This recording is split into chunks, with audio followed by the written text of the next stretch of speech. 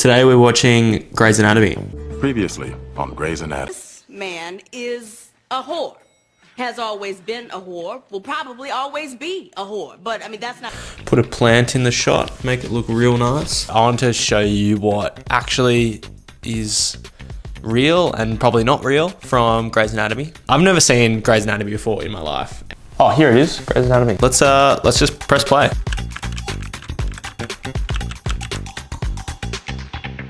Let's do this. Play from the start. That's the Nazi? I thought the Nazi would be a guy. I thought the Nazi would be a Nazi. Maybe it's professional jealousy. Maybe. So I think this is episode 1, season 1. These guys are all the interns, so the first year doctors. They're just about to start their first shift. And I think they're just meeting their supervisor or their senior colleague looking after them. Brilliant, and they call her Nazi because they're jealous. Maybe she's nice. Let me guess, you're the model. Hi, I'm Isabel Stevens, but everyone calls me Izzy. I have 5 rules. Memorize them. Rule number 1, don't bother sucking up. I already hate you. That's not going to change. Some phone list pages. Nurses will page you. You answer every page at a run. A run. That's rule number... People do page you. We still use these in hospital today, believe it or not. Because even though they're such an outdated system, it's still the most common way of getting messages about patients. We hold a pager, and then what happens, it's not just nursing staff, it might be other doctors, or it could be allied health professionals or whoever it is. If they need to send you a message about someone, they might just get your pager number, they'll send a message on the paging system on the computer. It'll be like, hi, patient in bed 6 looks a little unwell, or patient in bed 6 needs a cannula inserted.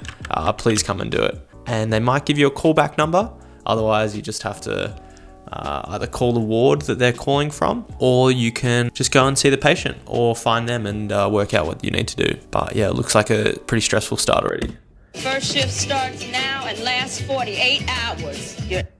Okay, that's a bit weird. That's not how it works. That's not how any of this works. My first shift definitely not last 48 hours. I think I worked for about 8 hours, 8.5 hours in the emergency department to start off. And I don't know if any intern starts off their career as a doctor working 48 hours. Let me know if you do, because that is absolute insanity. And I don't think that should ever happen. 48 hours to start off your career as a doctor is certainly a very rough start.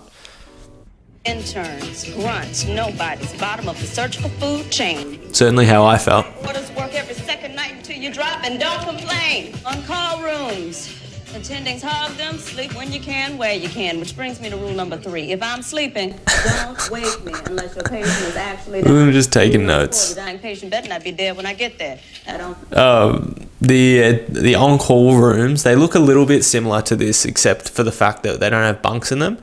They have a bed in a single room. It sort of looks like a motel room, almost. And yeah, you walk in, all the beds are unmade. They've got like these really thin blankets and sheets. They're always cold, like chronically cold. So always bring like spare pairs of clothes. Always bring like spare clothes if you are doing a night shift or you are on call and have to sleep at the hospital at some stage, because these blankets, you could have about 10 of them on and they still won't keep you warm. No wonder patients are so cold in hospital all the time. You have killed someone, you would have woke me for no good reason. We clear? Yes. You said 5 rules. That was only 4. That's a page coming in. When I move, you move. Alright, something's happening. Get out of my way! We don't speak to people like that in the hospital. Why would you say those things to me? Apparently, so some patients coming in from a helicopter, like retrieval service. I don't understand why they're doing it. Onset seizures intermittent for the past week. IV lost en route, started grand mal seizing as we descended. All right, get on her side. All right, there's a couple of weird things with this. Apparently, they're on a surgical team. They're looking after the retrieval aspect of medicine when they get into hospital. Usually other people are specifically allocated to this. So It might be the emergency doctors or the ICU doctors.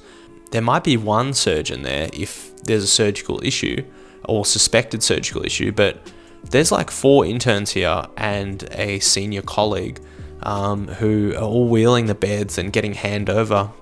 Like, they haven't even got handover during the helicopter ride to the hospital. Usually that would happen so that people are aware and alert of patients. This doesn't really happen like this.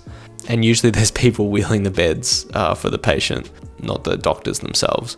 They're also dealing with pediatrics because this is a 15-year-old person. I don't really understand where their limit of which patients they treat and which patients they don't treat are. But this is pretty classic for the medical dramas. They have a few doctors that they focus on, and they tend to do everything that they possibly can. Izzy, 10 milligrams diazepam IM. Recovery position. Lead is on the right. Righty, wide, smoke over 5. A large bore obby. To be honest, I don't really know that well how to put on an ECG. It is usually the nursing staff who do it. When you work as a doctor for a while, you start to lose track of skills that you maybe were initially taught. So I think we were taught how to put on an ECG maybe a couple times in medical school, but because I don't do it every single day and I'm not required to do it, I don't really retain that information as much or as well as other people. But it's always a good refresher. Let the blood hemolyze. Let's go.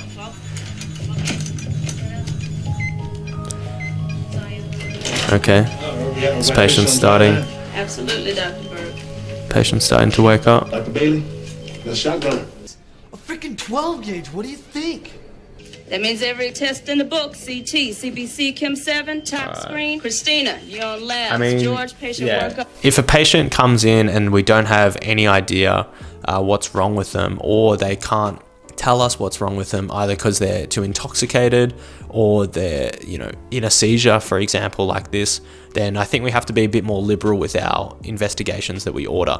But yeah, we should not usually just blatantly order every investigation without a clinical indication for one. Yeah, that's usually how we practice medicine, not a shotgun approach. Otherwise you find stuff that you don't know what it means because it's not relevant, and then you treat stuff that maybe was normal for that patient but just showed up abnormal on the test. So yeah, a little bit of Meredith, stuff to think about there. CT. She's your responsibility now. Wait, what about me?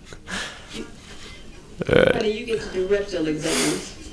This doesn't really happen. You just don't just leave the patient with all these first year doctors. There are senior colleagues around to help you out. Alright, looking in on some surgery. What are you doing here? Apparently you can just walk into the theatre, take your mask out. I heard every year the attending on call picks the best intern and lets them perform a procedure during the first shift. I love this actress. Yeah, sounds good. You'll be fine? Sounds good. No cap effect, my bacon days are over, sure. Said bypass surgery tomorrow with Dr. Burke, and here's good. And after that, you can have all the bacon-flavored soy product you can eat. Kill me now. I wish I could, but yeah, I'm a healer. What? Okay, so apparently they're just doing cardiac bypass surgery. Are they cardiothoracic surgeons now? I actually do not understand what the spectrum of medicine that they're treating, because these are all very different specialties that they're touching on right now. Also, we're just about to watch the doctor wheel the patient through a corridor to the CT scanner. We have these people called PSAs to do that. So we don't usually do that. We can help. There's no problem in helping, but specific people employed to do this job. So we don't have to do it ourselves. Lost. I'm not lost. And yeah, to be fair, I was lost on my first day. I'm missing my pageant. You're missing your pageant. The Spokane Teen Miss. I was in the top 10 after the first 2 rounds. This is my year. I could have won. Brilliant. You're so lost. What are you, new? Yeah. Okay, so I'm just gonna insert my fingers into your rectum. All right. Terrible way of explaining that. Also, we don't have these people in this type of position, bending over the bed, standing up. That's so weird. what usually happens is that they're lying on their side with their knees tucked up to their chin as high as they can. And we also would close the curtains.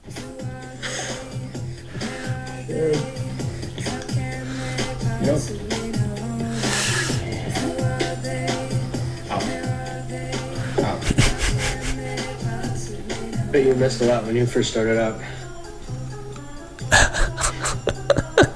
I twisted my ankle in talent rehearsal. I do rhythmic gymnastics. You do? Really Yeah, we do miss a lot of veins when we first start out, but it's important to learn and keep learning. cool. Nobody else does it. And I tripped over my ribbon, and I didn't get stuck with someone this clueless. And that was like a nurse. You and I are gonna have so much fun together. Pretty rough start to the first day. Looks like they're just about to break for lunch now. So yeah, look, it's pretty interesting. First day, it's definitely similar feelings bringing up on my first day. Super intense, chaotic, and I guess just feeling like you have no idea what's going on. That's a really normal way to think about things and to feel on your first day as a doctor. It gets better, and I think you just got to put in each day. You got to like learn just one or two things, and it just gets easier. These guys look like they're actually stranded on the job and have no idea what to do. But yeah, we all sort of like bond together and help each other out when we can. So yeah, it's definitely not as all right, here's everything, go do it yourself and figure it out yourself. There are senior colleagues around all the time to help you, especially at the start of the year, because they know that you're very fresh and don't know everything. If you want me to watch any other TV shows about medical dramas or anything like that, leave a comment. Otherwise, yeah, see you guys later. Over patience, got it? Yeah, it's not a free-for-all. I'm fine. No, I saw it first. Whoever said winning wasn't everything? Gnarly. Ooh, I'll take that guy. You'll have to beat me to him first. Never held a scalpel.